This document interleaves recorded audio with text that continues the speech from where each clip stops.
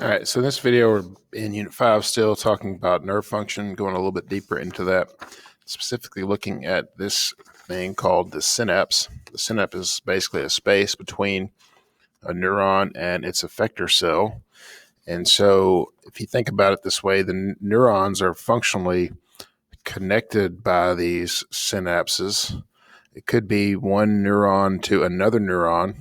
As you kind of see in some of these pictures here, there's neurons connected to each other, but it also could be a neuron connecting to an effector cell like a muscle or a gland.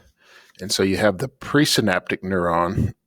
This is the neuron that is conducting impulses toward the synapse, and the postsynaptic neuron, which is transmitting signals away from the synapse.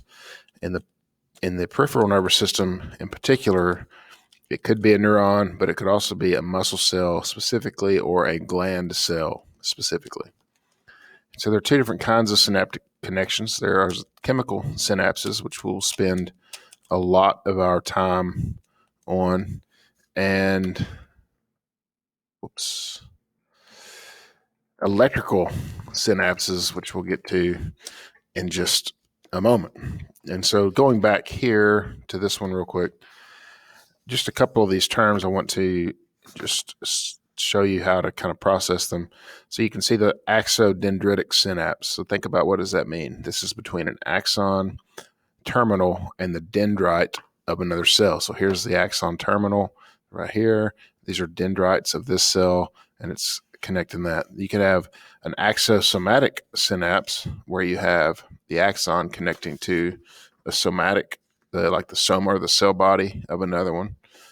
And this one's a lot more rare, this axonal synapse. I wouldn't worry too much about that one. All right, so looking at this chemical synapse, we're going to get a little bit more into this.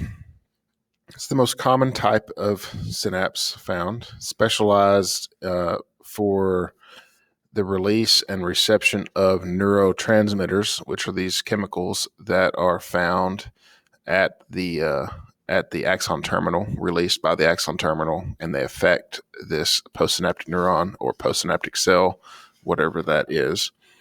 And they're typically composed of two parts. So again, you have the axon terminal. It contains those synaptic vesicles you can see here. Remember, vesicles are these temporary storage units. Well, this particular storage units contain these things called neurotransmitters. And then there's the receptor region. This is going to receive that neurotransmitter. And this area in between is called the synapse, or in this specific case, it's called the synaptic cleft. Sometimes you'll see that term used as well. This is just a fluid-filled area, and these neurotransmitters essentially just kind of diffuse across that area. And there are several steps that are part of this transmission across the synapse. All right. The nerves don't touch each other. If the nerves touch each other, it could cause actual damage. And so this is a way to prevent that. And there are 6 steps involved in this. You can kind of see them up there in the numbers there. So you have the action potential, and the action potential arrives at the axon terminal, which is right here. And we've talked about the propagation of an action potential in another video. And then that action potential is going to cause these voltage-gated calcium channels to open up. Voltage gated just means that voltage is what causes them to open. So the action potential itself causes them to open. And when they do, this calcium that is on the outside will go inside to the axon terminal. And then basically what happens is this calcium pushes these synaptic vesicles full of neurotransmitter to the edge of this axon terminal. That's what you see here. And it causes them to push that neurotransmitter into the synapse through the process of exocytosis. You could just say releases the neurotransmitter into the synapse, and I'm fine with that. And then that neurotransmitter diffuses across, and it's going to bind to specific receptors on the other side. All right. When those receptors receive that neurotransmitter, it causes those little gates that you see there to open up. And this is just kind of the bottom half of that picture. All right. And the neurotransmitter binds to those channels, and these are ion channels, and they're going to let ions in. Now, what ion are they going to let in? Well, it's kind of like what we talked about in the other nerves, right? Where there's ion differential, there's sodium on the outside, potassium on the inside. And so sodium is on the outside. And when those ion channels open up, the sodium rushes in, causes depolarization, which causes an action potential. And that same action potential continues on in this new cell. And so the best way to think about this is you have an electrical signal that goes here that transfers to a chemical signal in the form of a neurotransmitter, and this neurotransmitter elicits a new electrical signal on the other side. That's kind of a way of thinking about it, and that helps me. All right, so as opposed to chemical synapses, which we just looked at, there's electrical synapses as well. An electrical synapse is a lot less common, and this is where the neurons are actually electrically coupled to each other. They're touching each other physically, but there's this coupling going on. Remember gap junctions from a previous unit where cells use these gap junctions to actually physically connect to each other.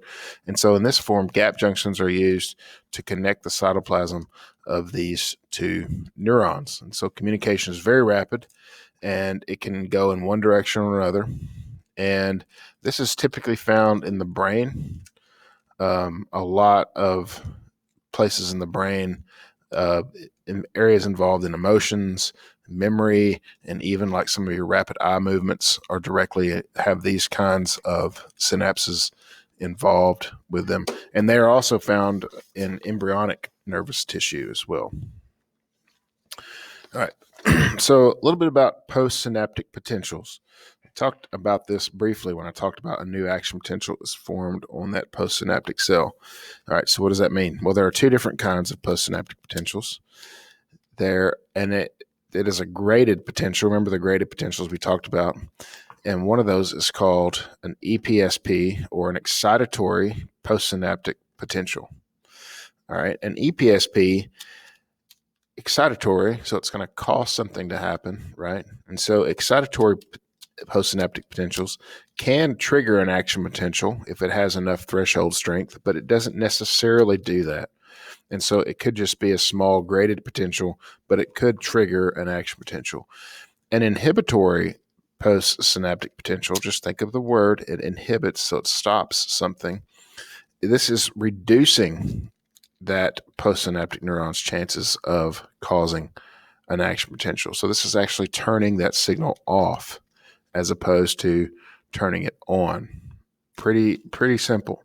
And so some neurotransmitters actually cause EPSPs, and some neurotransmitters are the opposite. They're more inhibitory. So speaking of neurotransmitters, this is just a small portion of what you could find were you to go out and look for tables on them. I'm not going to have you obviously know all this. It's some interesting reading, but I'm just going to mention a handful of ones that I want you to be familiar with. The first one is acetylcholine. It is the most common neurotransmitter found in the body. It was actually the first one discovered. It is found in neuromuscular junctions. It's also found in the central nervous system, as you can see there. Again, specifics aren't that important to me, but you can see it could be excitatory or inhibitory, either one. Then there are this group called biogenic amines, and there's a couple here that you need to be familiar with. First is this norepinephrine. You've probably heard of norepinephrine. It is an excitatory, mostly excitatory. It's a feel-good type neurotransmitter. It is, we think about like with like adrenaline or that sort of thing. And there's also serotonin. Serotonin is like your sleepy neurotransmitters, the way I remembered it. And this has to do with, it's an inhibitory neurotransmitter. And you can see here, sleep is there, but it also is like appetite and some other things. And there's dopamine, and this is another feel-good neurotransmitter. And this is the one that you typically think about with like addiction. And I know this has, you see over here, it has like some drugs listed and things, but even like, even something like an addiction to, like when you work out, sometimes dopamine is released, and then if your body makes the connection between I feel good when I do this, then it will become addicted to that stimulus, right? Or I feel good when I eat chocolate cake, and your body releases dopamine. And so the imbalance between these two neurotransmitters, dopamine and serotonin in particular, are what lead to a lot of mental illnesses. And so a lot of psychotropic drugs are focused on balancing these two among other neurotransmitters. All right, and another group that you need to be familiar with, one is called endorphins, and the endorphins are generally inhibitory, and these inhibit pain. And the other side of that is substance P. I'm not concerned that you know tachykinins, just know substance P. It is the opposite of endorphin. It actually transmits the pain stimulus, which you think pain, oh no, I don't want that. But pain's actually a good thing because it's your body letting you know something's wrong. But these two things counteract one another, one to turn the pain stimulus on and the other to turn the pain stimulus off.